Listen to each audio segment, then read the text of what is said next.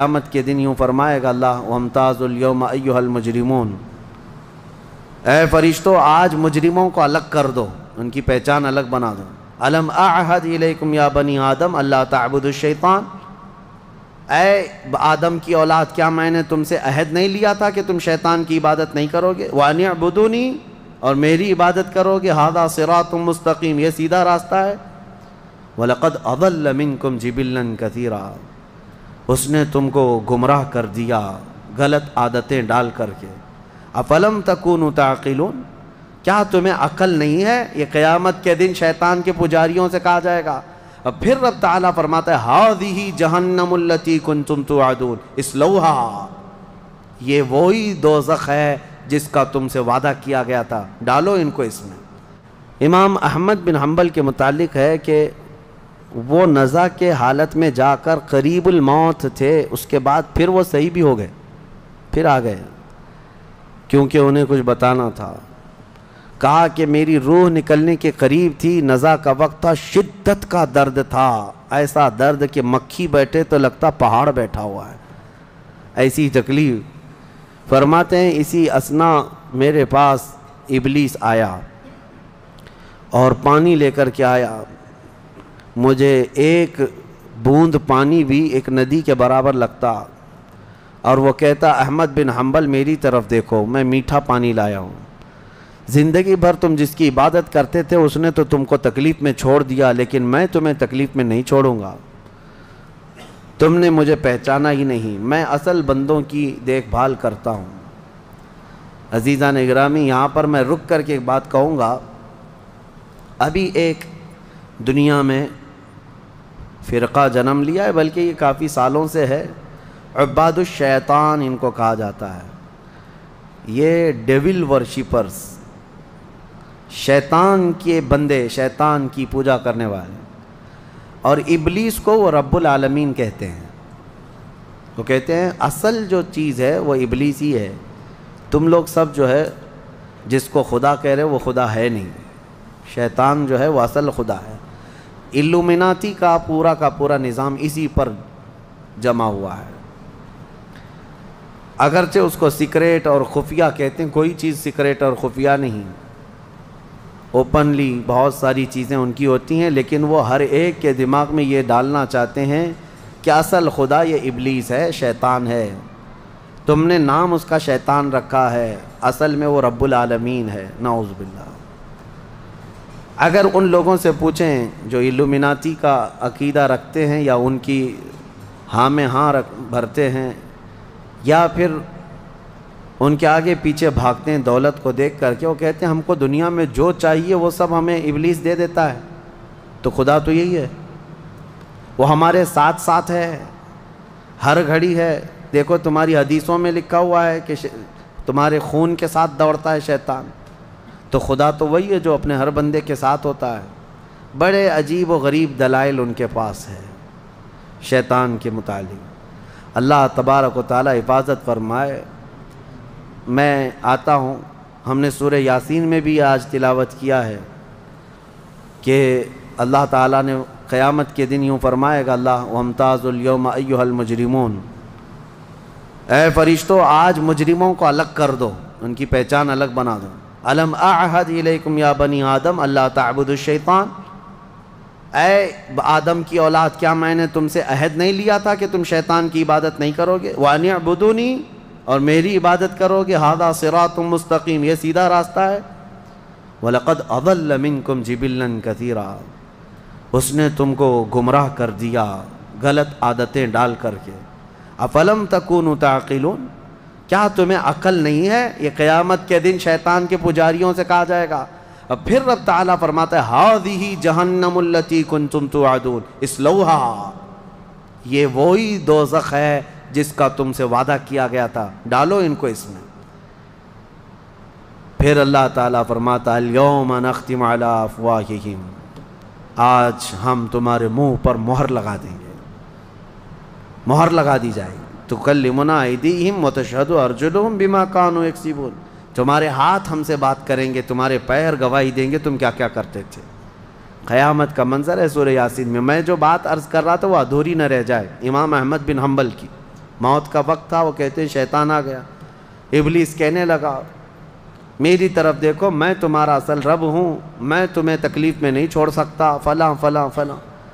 کہتے ہیں میں عجیب کشمکش میں تھا کہ اس کے ہاتھ سے پانی لے لوں، مجھے مصیبت میں اس حالت میں یہ مدد کے لیے آئے، کیا کروں کیا کروں۔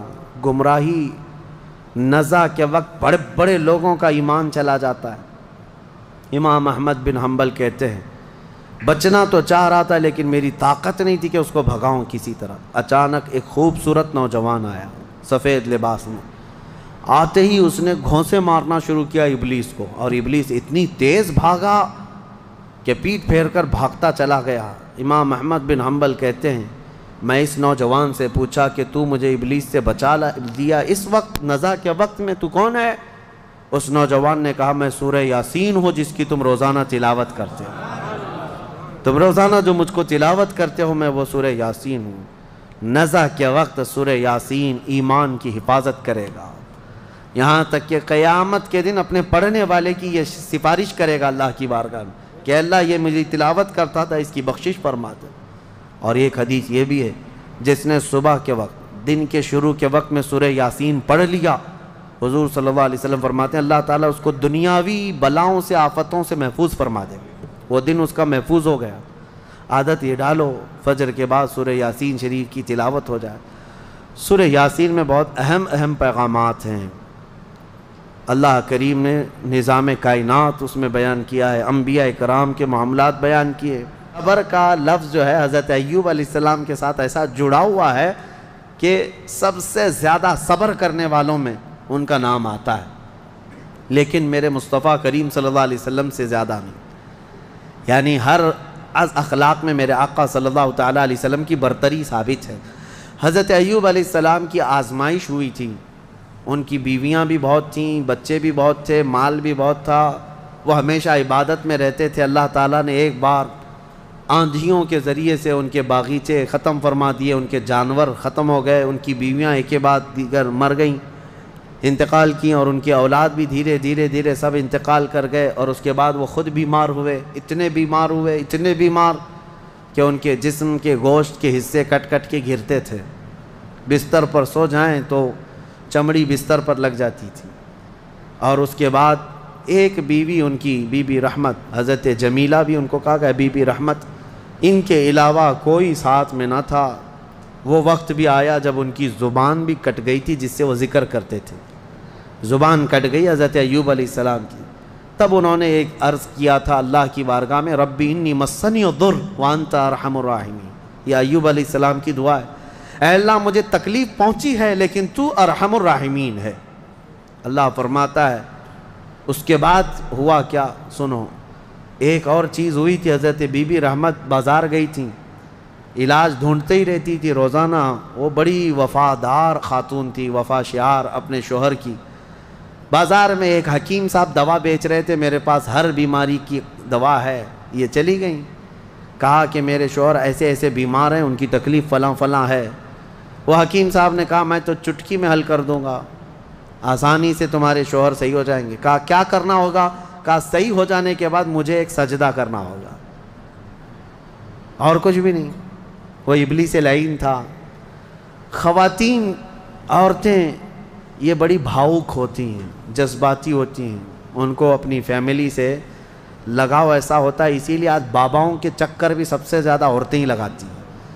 صحیح میں کہہ رہا ہوں کہ عورتیں جانا بند کر دیں تو باباؤں کی دکانیں بند ہو جائیں، نہیں چلیں گی دکانیں، کیونکہ اور ایڈورٹائز بھی میں دیکھتا ہوں بابا لوگ دوسرے کسی عمل کا ایڈورٹائز کرتے ہی نہیں، پیپر میں بھی ایڈورٹائز آتا ہے تو سب سے زیادہ یہی ہے کہ مرد کو مٹھی میں کیسے رکھنا ہے، یہ اٹریکٹیو عمل ہے، کیونکہ ہر عورت آئے گی اور ہر عورت کو یہ چاہیے کہ شوہر میرا مٹھی میں رہے۔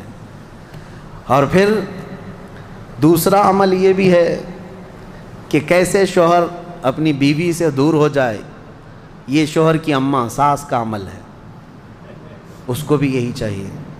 اور بابا انہی دو عورتوں کے بیچ میں کھیلتا رہتا ہے، ایک کو محبت کی تعویذ دیتا ہے، ایک کو نفرت کی دیتا ہے، اور ہر 8 دن پر وہ چکر کاٹتی رہتی ہیں۔ عورتوں کے جذبات کمزور بھی ہیں، کمزور ہیں. ان کا بچہ بیمار ہو جائے تو یہ نہیں دیکھتی کہ کس کے پاس جانا ہے، جس نے بھی تھوڑا مشورہ دے دیا یہاں جاؤ چلی جائیں گی. ایسا نہ ہو، ایمان والی خواتین بنو، ورنہ تم میں اور بھینس میں کوئی فرق نہیں. بھینس ہر جگہ منہ ڈال دیتی ہے، اس کو یہ نہیں پتہ ہوتا ہے کہ کس چیز کو وہ کھا رہی ہے. بچہ تمہارا ہے یقیناً. بعض عورتیں وہ بھی ہیں جو اپنے بچوں کی صحت کے لیے کبھی کسی درخت کو جا کر کے ناڑا باندھ کر کے آ گئیں، کہیں تالا لگا کر کے آ گئیں، کہیں کسی پتھر پر تیل ڈال کر کے آ گئیں. سب کیا کیا ہوا ہے، یہ ہو بھی رہا ہے. کیوں؟ ان کو کوئی مشورہ دیتا ہے چلی جاتی ہیں. ایمان مضبوط رکھو، اللہ ہی شفا دینے والا ہے. اور جائز طریقے سے، حلال طریقے سے اگر کوئی چیز ملتی ہے تو بالکل علاج کرو، بالکل علاج کرو. ہم یہ نہیں کہتے، لیکن یہ نہیں کہ کسی نے مشورہ دے دیا تو اپنے بیٹے کو گائے کا پیشاب بھی پلا دیا، پیٹ درد صحیح ہو جاتا ہے. تو آج وہ کنیا بابا کا پیشاب تو بکتا ہی رہتا ہے، تو بہت سارے لوگ اس میں بھی پریشان ہیں. پہلے تو ڈائریکٹ گائے کا لیتے تھے، اب پاکٹ میں آ رہا ہے تو لوگوں کو ایسا لگنے لگا کہ شاید اب کچھ اس میں اپ گریڈ ہو گیا ہے پیشاب، اور یہ صحیح میں دوا کا کام کرتا ہوگا. کیونکہ آج یہاں دیکھ رہے پوری دنیا ہنس رہی ہے، آپ ہی نہیں، پوری دنیا ہنس رہی ہے. پورا عرب، امریکہ، اور جس کی یہ اقتدا کرتے ہیں پیچھے بھاگتے ہیں. یورپ بھی ان پر ہنستا ہے کہ یہ گوبر اور پیشاب کے پیچھے کیسی ہے قوم. ہاں کبھی اس کو کوہ نور بتا دیں، کوئی کینسر کا علاج بتا دیں، کورونا کا علاج بتا دیں. عقل سے کچھ نہیں ہے. لیکن میں اپنی عورتوں سے کہنا چاہتا ہوں، تمہیں کوئی بھی اس طرح کا مشورہ دے تو بھاگ مت جانا. ابلیس یہاں پر الگ الگ لباس میں ہے، الگ الگ لباس میں ہے. ہزاروں رہزن ہیں لباس خضر میں. یہاں حضرت بی بی جمیلہ، بی بی رحمت آئیں اپنے شوہر کے پاس، کہیں مبارک ہو تمہارا علاج مل گیا. ایک بڑے حکیم صاحب ہیں، وہ علاج کر دیں گے. حضرت ایوب علیہ السلام نے کہا ہمارے پاس اجرت دینے کے لیے تو کچھ ہے نہیں، کیا دیں گے؟ کہا کچھ نہیں دینا ہے، آپ صحیح ہو جائیں گے تو ان کو ایک سجدہ کرنا ہے. وہ حضرت ایوب علیہ السلام جلال میں آئے، بیماری کا عالم میں. کہا قسم خدا کی اگر میں صحیح ہو گیا تو تجھے 100 کوڑے ماروں گا، اس لیے کہ تو ابلیس کے پاس گئی تھی، حکیم کے پاس نہیں. انہوں نے قسم کھا لیا، اللہ کی قسم میں 100 کوڑے ماروں گا تجھے. اپنی بیوی کو انہوں نے توبہ کر لیا. اپنی بیوی، ان کی بیوی نے کہا مجھ سے غلطی ہو گئی، میں بھول گئی، آپ کی محبت میں دوڑی. یقیناً وہ ابلیس تھا. پھر اللہ فرماتا ہے ہم نے ایوب کی دعا سن لی اور کہا ارکض برجلک ھذا، اپنا پیر زمین پر مارو اے ایوب. انہوں نے پیر زمین پر مارا تو وہاں سے ایک نالا، ایک چشمہ جاری ہو گیا پانی کا. اللہ نے فرمایا اس میں نہا لو، اس پانی سے. حکم ہوا تو جیسے ہی انہوں نے اس پانی میں غسل کیا ان کی ساری بیماری ختم ہو گئی. اور پھر ان کو حکم ہوا دوسرا پیر زمین پر مارو. صحت یابی کے ساتھ جب انہوں نے دوسرا پیر زمین پر مارا، اللہ نے ان کے جتنی اولاد، ان کی اہل و عیال جو بھی ختم ہوا تھا سب کو دوبارہ زندہ فرمایا، سب کو واپس لوٹایا. تم امتحان میں کامیاب ہو. آج کے پارے میں ہم نے امتحانات ہی پڑھا ہے، اس کے بعد پوری نعمتیں. بلکہ اللہ فرماتا ہے جتنا ان کے پاس تھا مثلہم، اتنا ہی ہم نے اور ان کو بڑھا کر کے دیا. سب اپنی جگہ پر. لیکن ایوب علیہ السلام اپنی قسم کے لیے بیٹھے تھے تیار کہ 100 کوڑے تو مارنا ہے ابھی. حالانکہ اتنی وفادار خاتون کے سب دور ہو گئے تھے لیکن بیوی دور نہیں ہوئی. لیکن اللہ کا حکم اپنی جگہ پر. وہ نبی ہیں، عام لوگوں کی طرح نہیں کہ تمہاری طرح صبح سے شام تک ماں کی قسم باپ کی قسم کرتے رہے. اللہ کے نبی کی زبان سے نکلی ہوئے الفاظ ہیں، ان کے جھوٹ کا شائبہ بھی نہیں ہوتا. لیکن رب ذوالجلال کو رحم آیا، کہا میرے بندے کی بیوی اتنی خدمت کرتی رہی، اب اس کو 100 کوڑے مارے گا تو یہ مر جائے گی. اللہ نے فرمایا جبرائیل کو جائے، جبرائیل جاؤ ایک جھاڑو لے جاؤ، جنت سے ایک جھاڑو لے جاؤ جس میں 100 کاڑیاں ہیں، 100 کاڑیاں، اور دے دو ایوب کو اور کہو اس سے ایک بار اپنی بیوی کو مارے، اس کی قسم پوری ہو جائے. اللہ نے فرمایا خذ بیدک ضغثا فاضرب به ولا تحنث، لو اس جھاڑو کو. حضرت ایوب علیہ السلام نے وہ جھاڑو لے کر کے ایک بار مارا. اور پھر اللہ نے فرمایا اب تمہاری قسم کا کفارہ نہیں، تم نے جو قسم کھایا تھا وہ قسم پوری ہو گئی. لیکن اللہ کے نبی نے قسم پوری کی. آپ کے لیے ایسا نہیں ہے. آپ نے اگر اپنی بیوی کے لیے ایسی قسم کھائی تو جھاڑو مت اٹھاؤ. ہاں کیونکہ وہ اللہ کا حکم تھا قرآن میں. تم نے اگر کوڑے کی قسم کھائی تو کوڑا بعد میں پڑے گا, پولیس پہلے آئے گی. ویسی قسم کھاؤ بھی مت, اس لیے کہ ایسی اجازت بھی نہیں ہے, ایسی اجازت بھی نہیں ہے. بہرحال اللہ تبارک و تعالیٰ خوشحالیاں عطا فرمائے. رب کریم ہمیں قرآن عظیم کی تفسیر اور اس کے مفاہیم سے عمل کرنے کی توفیق عطا فرمائے.